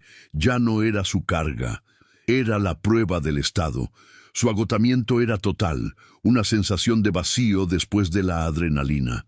Miró a Sofía, que dormía profundamente en un viejo sofá cubierta con una manta de lana gruesa, su rostro finalmente en paz. Esa imagen, la de su hija a salvo, durmiendo en una casa cálida, fue su primera y verdadera recompensa. La pesadilla había terminado. Se permitió cerrar los ojos y por primera vez en meses no vio oscuridad, sino el vago resplandor de un amanecer que no sabía que volvería a ver. El caso se convirtió en una tormenta mediática. El secreto de la cantera. Abrió los telediarios y llenó las portadas de los periódicos. La historia de Alonso Rivas, contada a través de las páginas de su diario publicadas por la prensa, conmovió a un país que todavía lidiaba con los fantasmas de su pasado. El relato de un agricultor honesto, aplastado por la codicia de un empresario sin escrúpulos conectado al régimen, resonó profundamente. La fachada de Marcos Serrano como pilar de la comunidad y filántropo se desintegró, revelando la podredumbre que se escondía debajo. La investigación de la UCO, partiendo de los documentos de la caja, destapó una red de corrupción, sobornos y amenazas que se extendía a lo largo de décadas. Envalentonadas por la caída del gigante, otras familias de la comarca comenzaron a hablar, susurros de viejas injusticias que se convirtieron en un clamor de acusaciones, dibujando el verdadero y monstruoso retrato de la dinastía Serrano. El juicio fue un acontecimiento nacional. La defensa de Marcos Serrano intentó desacreditar el diario como una fantasía y a Arturo como un viejo senil, pero las pruebas eran un muro imposible de derribar. Las escrituras originales, cuya autenticidad fue verificada por peritos calígrafos, el testimonio firme y lúcido de Arturo, que relató la historia con una claridad dolorosa, y la prueba definitiva, el intento desesperado y criminal de Serrano por destruir la casa, una acción que gritaba culpabilidad más fuerte que cualquier confesión. Javier testificó, su voz tranquila y firme, relatando los hechos sin adornos.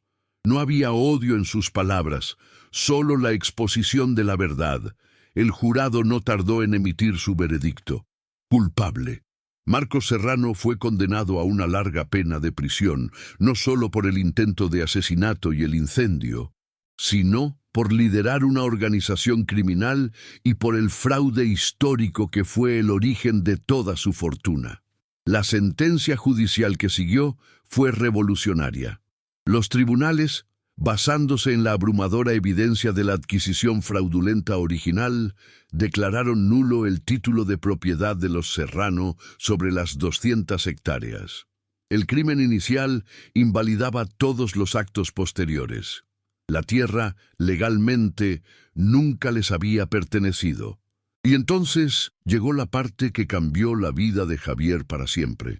Dado que la pequeña casa en ruinas era la única pieza de la propiedad original de los Rivas que había permanecido legalmente intacta y que él era su actual y legítimo propietario, los tribunales dictaminaron que él, como ocupante del último vestigio del patrimonio Rivas y descubridor de la prueba que deshacía la injusticia, era el heredero legal de todo lo que había sido robado. Javier, el obrero viudo que había llegado allí con menos de 200 euros, escuchó atónito cómo un juez le declaraba propietario de 200 hectáreas de terreno de granito y de los activos millonarios de la cantera intervenida. Un año después. La noche es fría, pero dentro de la casa una calidez dorada se derrama por las ventanas nuevas de doble cristal. La casa de los Rivas, la ruina de Javier, ha sido restaurada con un amor y un cuidado que honran su historia. La madera del suelo brilla, las paredes están pintadas de colores cálidos y el aire huele a estofado y a pan recién hecho. En una cocina moderna y espaciosa, Javier, vestido con un simple jersey de lana, remueve una olla humeante. Ya no tiene las manos agrietadas por el cemento, ni la mirada atormentada por el miedo. Sofía está sentada a la gran mesa de madera, dibujando un castillo con un sol sonriente. Su risa, clara y despreocupada, resuena por toda la casa. El sonido más dulce que Javier ha conocido. Él no ha olvidado de dónde viene. Una parte sustancial de los beneficios de la cantera, que ahora gestiona una cooperativa local, se destina a una fundación que lleva el nombre de Alonso Rivas, dedicada a proyectos comunitarios y a ayudar a familias en apuros. En el salón, la gran chimenea de piedra arde con una llama viva y constante. Ya no es un símbolo de supervivencia desesperada o de un misterio inquietante. Es el corazón de la casa, un faro de seguridad, justicia y hogar. Javier sirve la cena, un plato humeante para su hija y otro para él. Se sientan a la mesa y, por un momento, Javier mira las llamas danzantes. Piensa en Alonso, en Elvira, en Mateo y en Arturo, que ahora cena con ellos 2 veces por semana. Ha cumplido la promesa silenciosa que le hizo a un fantasma. Ha construido un futuro sobre las cenizas del pasado. La historia de Javier nos demuestra que hasta en la noche más oscura, una sola chispa de valentía puede encender un fuego que traiga justicia y calor. Si crees que la verdad siempre debe salir a la luz y que la lucha por la familia lo vale todo, suscríbete a nuestro canal para no perderte más historias que te recordarán el poder del espíritu humano.